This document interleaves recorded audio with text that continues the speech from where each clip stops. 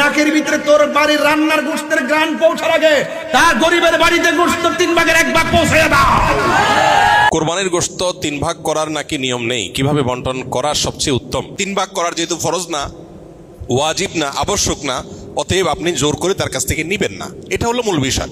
কোরবানির গোশত জবাই করে হে অর্ধেকটা নিয়ে ফ্রিজের ভিতরে হামদাই দেয়, হাত দিল কো ঠিক কিনা।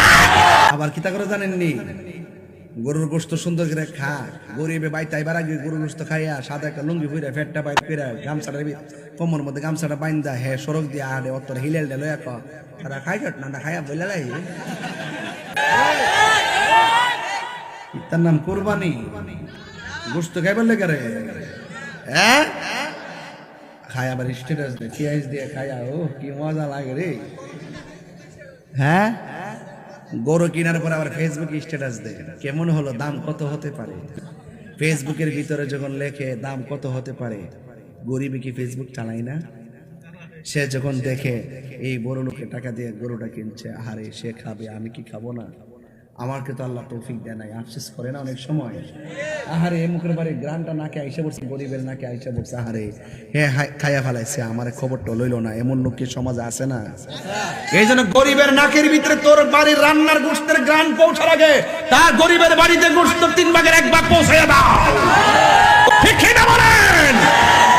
এটার নাম ইসলাম, এটার নাম ইসলাম। মনে রাখবেন, কুরবানি গোশত খাওয়ার জন্য না, বলছে কুরবানির গরুর গোশত আল্লাহর কাছে পৌঁছে না, রক্ত আল্লাহর কাছে পৌঁছে না, পৌঁছে বান্দার অন্তরের তাকওয়া। অন্তরের খবর কেউ জানে না, একজন জানে, জবান খুলে কোন তিনি কে। আমার কথা অনেকের কষ্ট হইতে পারে, এটা বাস্তব। এ বাবা গরিব যখন নিতে হয় দেখবেন হাত ডিডি গোড়া হাত ডিডি এমনি বাগা কইরা গোড়া তৈরি হয়। এই 10-15 জন দিয়ে শেষ হয়েছে, কতখানি আইছো ওরে বাটফা, সব জিনিস আছে ডোয়াইলেছে ফ্রিজের ভিতরে, হে কয়েকজনে দিয়ে কতখানি আইছো, আগে আলি না কিনলে গিয়া, আগে বলে আলি না কিনলে গিয়া। এরকম লোক সমাজ আছে না নাই? আরো যারা আছে না নাই? বিচার হবে কর্ম অনুসারে। কুরবানি গোশতের পশুর খুর আছে না, খুর শিং, এইগুলো মিজানের পাল্লার বাটকারা হয়ে যাবে।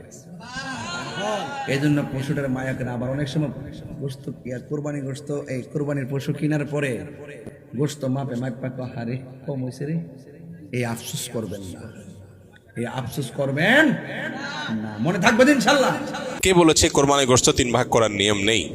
এখানে একটি ভুলকে সংশোধন করতে গিয়ে আরেকটা ভুল আমরা করে বসছি অনেকে, আর সেটি হলো কোরবানির গোশত এ সম্পর্কে আল্লাহ রাব্বুল আলামিন কোরআনে হাকিমে বলেছেন, ফাকুলু মিনহা ওয়া আতইমু আল কানিআ ওয়াল মুতাররা।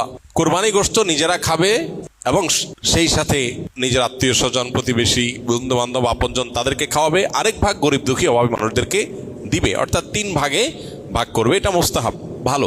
যে জিনিসটা আমাদের সমাজের সংশোধনযোগ্য সেটা হলো সমাজের ভাগ নামে কোনো পশু থেকে থোক গোশত তুলে রেখে 1/3 গোশত সরিয়ে রেখে মোড়ল মাতবররা তাদের মতো করে তারা বন্টন করেন। এটা একদিক থেকে তো ভালো দেখা যায়, সামাজিকভাবে উদ্যোগ নিয়ে যদি বন্টন করা হয় সব গরিবরা সমান হারে পাবে, উপযুক্ত মানুষদের ঘরে ঘরে পৌঁছে যাবে, এটা ভালো।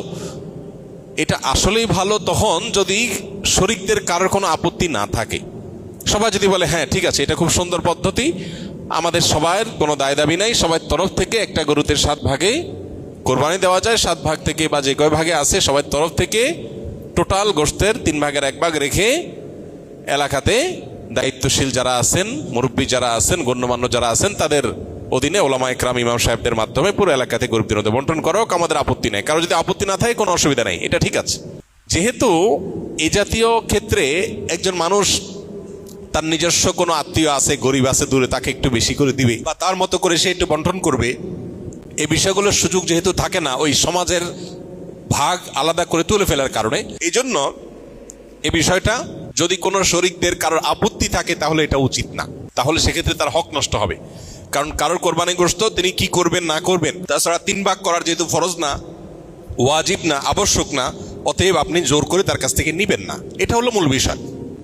অতএব খোলাসা কথা হলো এই 3 ভাগের 1 ভাগ সমাজের ভাগ যেটা উত্তোলন করা হয়, এটা উত্তোলন করে দিয়ে গরিবদেরকে পৌঁছানো হয়, আর যাদের কোরবানি তাদের যদি এটা নিয়ে কোনো আপত্তি না থাকে তাহলে কোনো অসুবিধা নাই, আদায় হয়ে যাবে সবার কোরবানি, এবং এটা কোনো গুনাহের বিষয় না, বরং সওয়াবের বিষয়। আর যদি কারোর আপত্তি আছে বলে মনে হয় তাহলে সেক্ষেত্রে এটা না করে তারটা তাকে স্বাধীনতা দেওয়া উচিত। তিনি 3 ভাগ করবেন না, একটু কম বেশ করবেন, শরীয়ত যেহেতু তাকে বাধ্যতামূলক করে নাই, অতএব সেটা তার উপর ছেড়ে দেওয়া উচিত।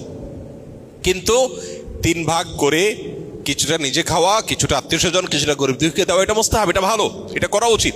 আমরা এখন একটা বাজে দৃশ্য দেখতে পাচ্ছি আমাদের সমাজে, সেটা হলো আমরা লক্ষ্য করছি যে অনেকেই কোরবানির গোশত সব নিয়ে ফ্রিজে তুলছেন। খুবই দুর্ভাগ্যজনক বাস্তবতা। যেখানে গরিব দুঃখীর হক আছে, তাদেরকে দেয়া দরকার, তাদের জন্য 1 ভাগ রাখার নির্দেশনা শরীয়তে আছে, সম্ভব হলে আরো বেশি রাখা উচিত, সেটা না করে বেশিরভাগ মানুষজন আজকাল সব ফ্রিজে ভরে রাখে, নামকে অস্তে সামান্য কিছু গরিব দুঃখীকে দিয়ে আর বাকিটা স্তূপ দিয়ে রাখে সারা বছরের গোশত সংগ্রহ রাখার প্রয়োজনে। তো এটা কোরবানির তাৎপর্যকে নষ্ট করে। যে লোক আল্লাহকে সন্তুষ্ট করবার জন্য কোরবানি করেছে, সওয়াবের উদ্দেশ্যে কোরবানি করেছে, এটা তার কাজ হতে পারে না। অতএব 3 ভাগের 1 ভাগ করে গরিব দুঃখীকে গোশত দেওয়ার ব্যাপারটিতে আমাদের আরো বেশি আন্তরিক হওয়া উচিত।